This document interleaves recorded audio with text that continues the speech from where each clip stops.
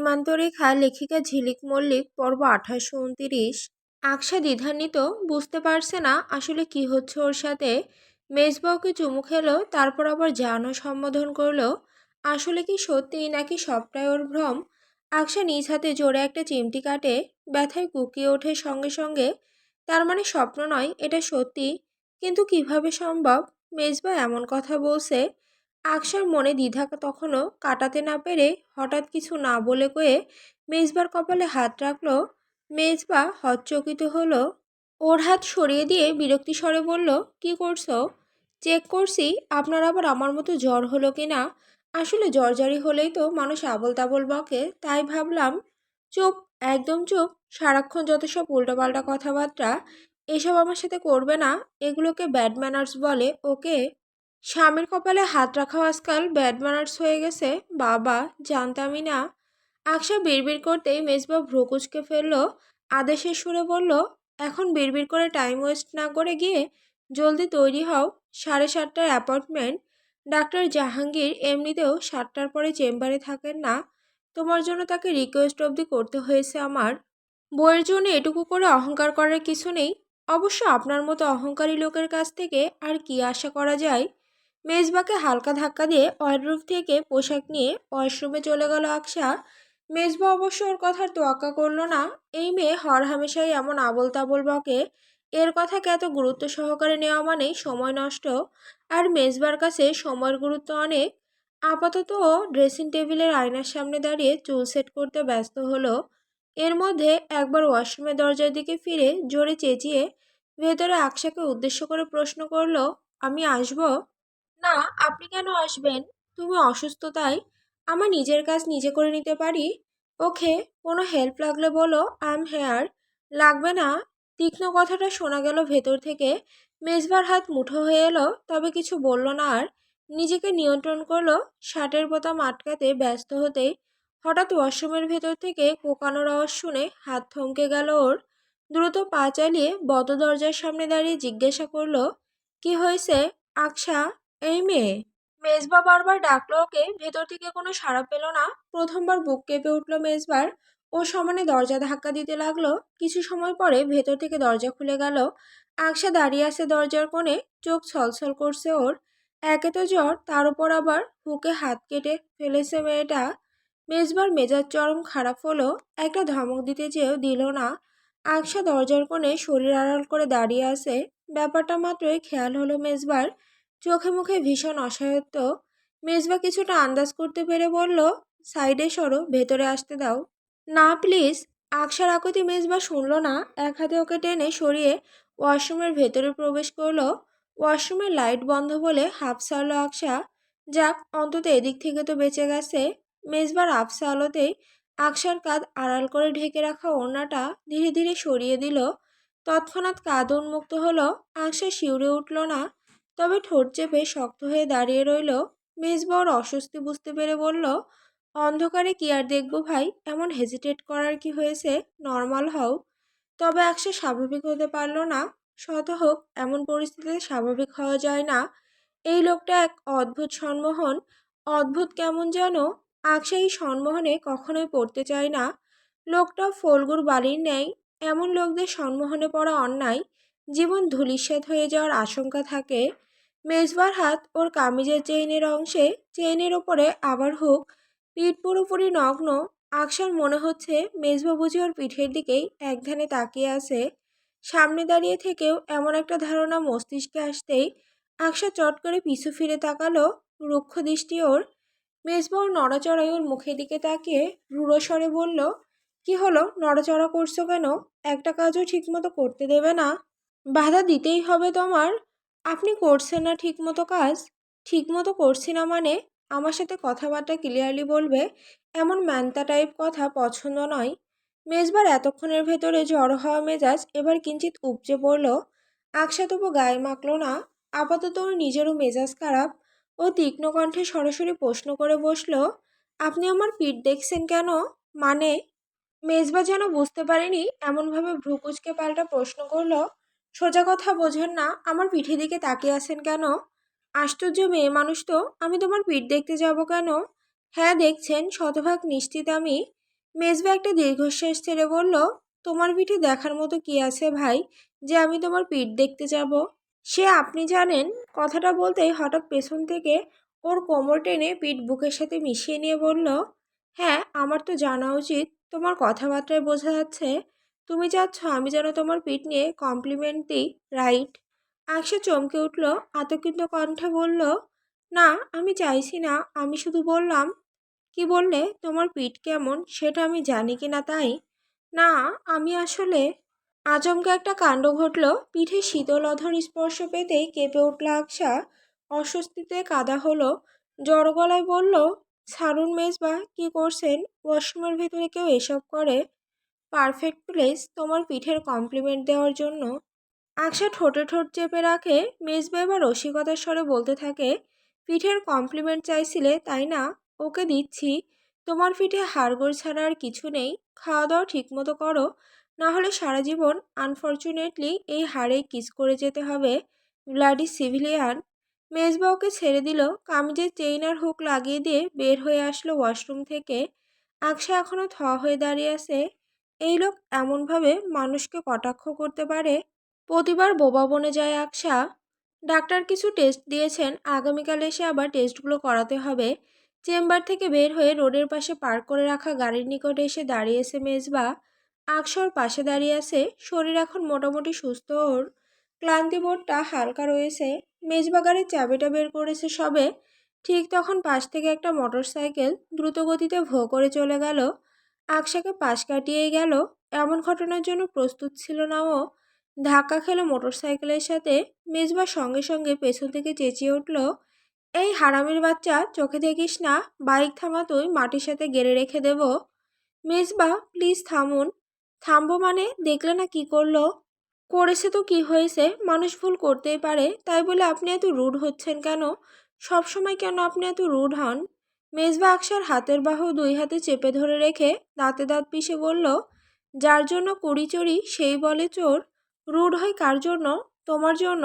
আর তুমি? এজন্যই বলি তুমি আমার কোনো কিছুই ডিজার্ভ করো না। Nothing. You girl have made me completely hopeless for you. I hate you. Mezba আকশার সাথে কথা বলছে না ঘন্টা দুয়েক হলো। ব্যাপারটা প্রথমে তোয়াক্কা করেনি আকশা, তবে এখন খেতে বসে বেশ উপলব্ধি হচ্ছে ওর। ওরা এখন জেমি শ্বশুর বাড়ি। জেমি খাবার বেড়ে দিয়ে চেয়ারে বসেছে সবে। আফসান এতক্ষণ মেজবার সাথে জরুরি আলোচনা করছিল। সিদ্ধান্ত হয়েছে, আকশা সুস্থ হলে এবং সব কিছু ঠিক থাকলে আগামী সোমবার সিলেট ট্যুরে যাবে ওরা।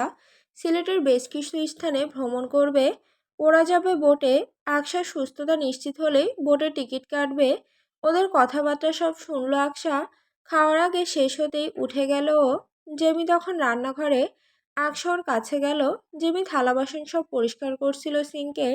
আকশা গিয়ে হাত লাগালো। বলল, আপনি সরুন আপু, আমি হেল্প করছি। তোমার হেল্প করতে হবে না, তুমি এখানে মেহমান, সোফায় গিয়ে চুপটি করে বসো।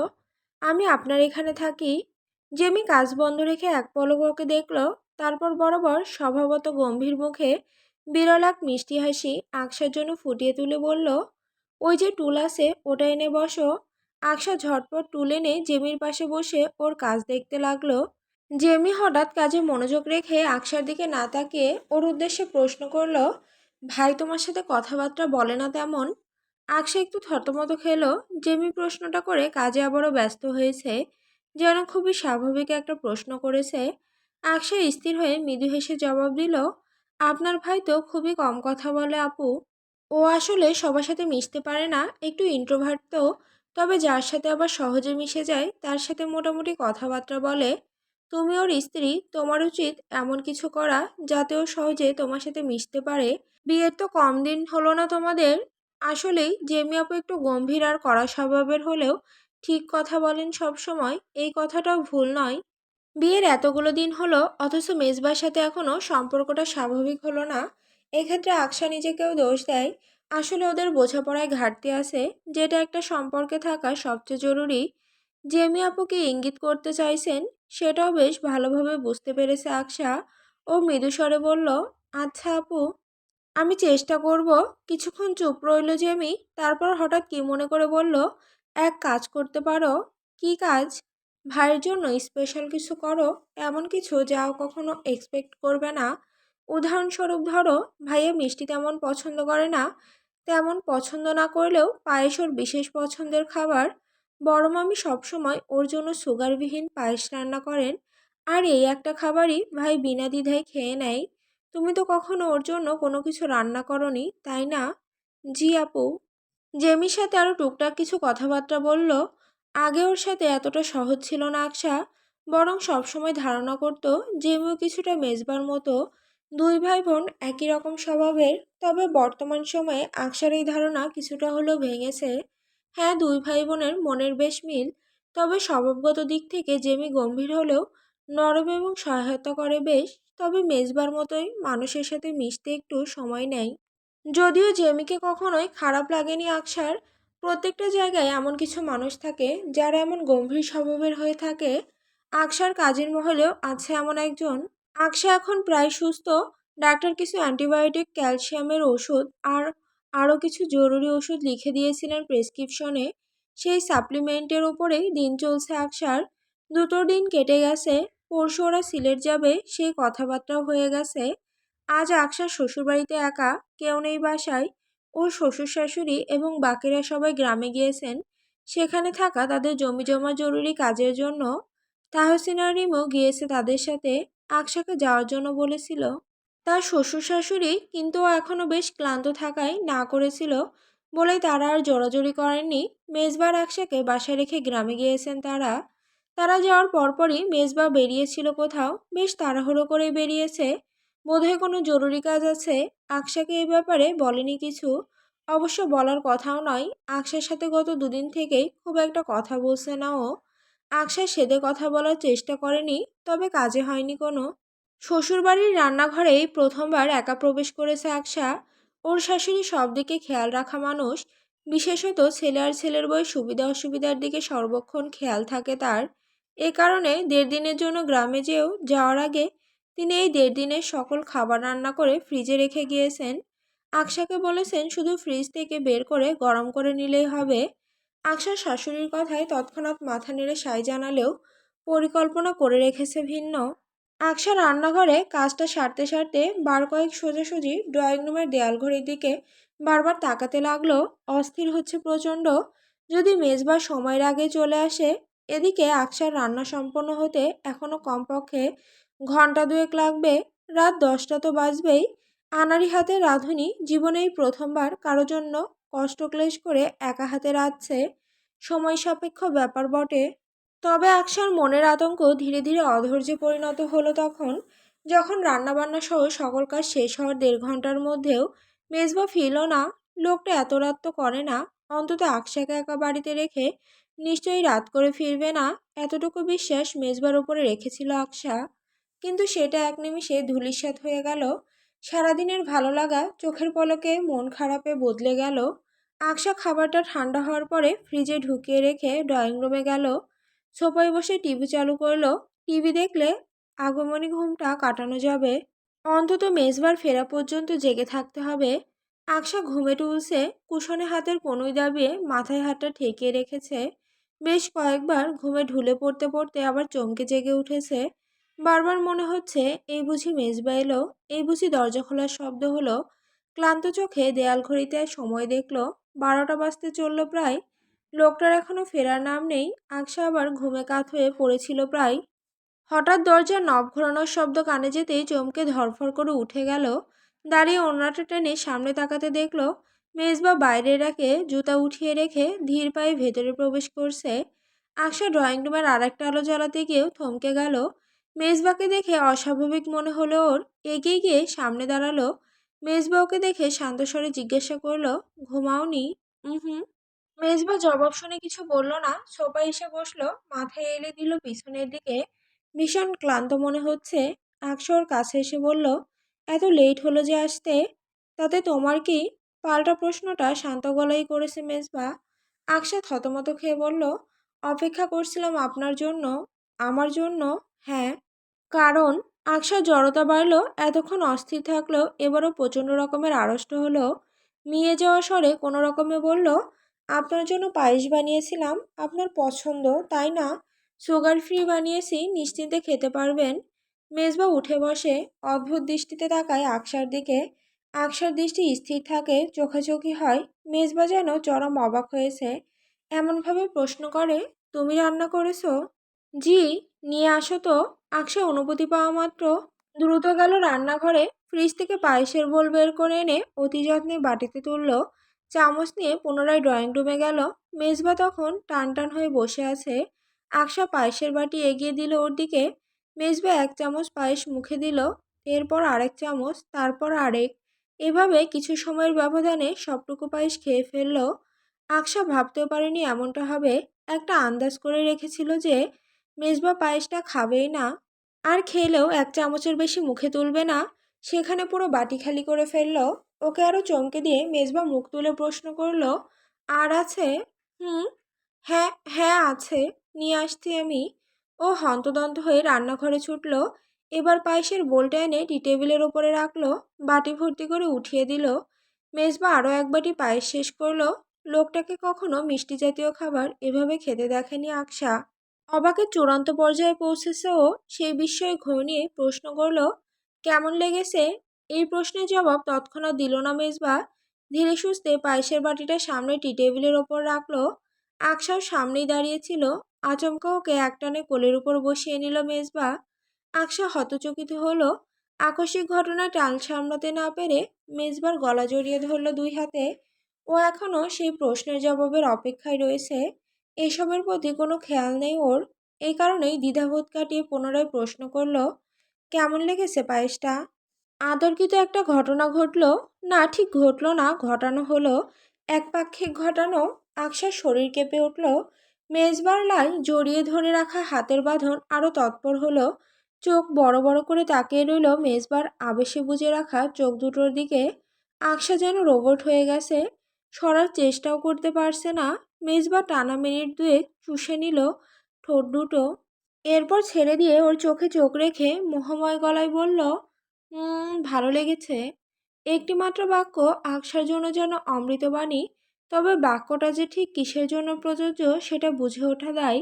আকশা দ্বিধান্বিত, দ্বিধা কাটাতে আবারও জিজ্ঞাসা করে, কোনটা ভালো লেগেছে? কোনটার কথা শুনতে চাচ্ছ এক্স্যাক্টলি? প্রশ্নটা শুনে আকশা এবার বুঝতে পারল ও কি বলে ফেলেছে। মুখ নত হয়ে গেল। মেজবার হাত তখন ওর কোমরে বিচরণ করছে। আলতোভাবে চাপ প্রয়োগ করে ও আরও কাছে টেনে নিয়ে বলল, নিজের প্রশংসা শুনতে চাও? Self obsessed girl, I like it. Aksa গলা হতে হাত সরিয়ে মেজবার পিঠে জড়িয়ে ধরতে কিছু একটার উপস্থিতি অনুভব করতে পেরে চমকে ওঠে। মেজবারও পিঠ ভেজা, ঘাম নয় এটা। ঘামে ভেজা কেমন হয় তা জানা আছে আকশার। পিঠে শার্টের নিচে কিছু একটা রয়েছে, কেমন বাচ্চা হাতে। কৌতূহল হয়ও পাশেই ফোনটা পড়েছিল। মেজবা বুঝে ওঠার আগেই ফোনের ফ্ল্যাশ চালু করে নিচের দিক থেকে ওর শার্ট উঠিয়ে দেখার চেষ্টা করে আকশা। একটু ভালোভাবে ওঠাতেই দেখতে পাই মেজবার পিঠের সামনে থেকে পেছন অবধি গোল করে একটা ব্যান্ডেজ বাঁধা, রক্তে ভিজে গেছে। সাদা ব্যান্ডেজ আটকে উঠল ও, চিৎকার দিল সঙ্গে সঙ্গে। মেজবা হতভম্ব হয়ে তাকাতেই জিজ্ঞাসা করলো, রক্ত? আপনার আপনার পিঠ থেকে রক্ত পড়ছে?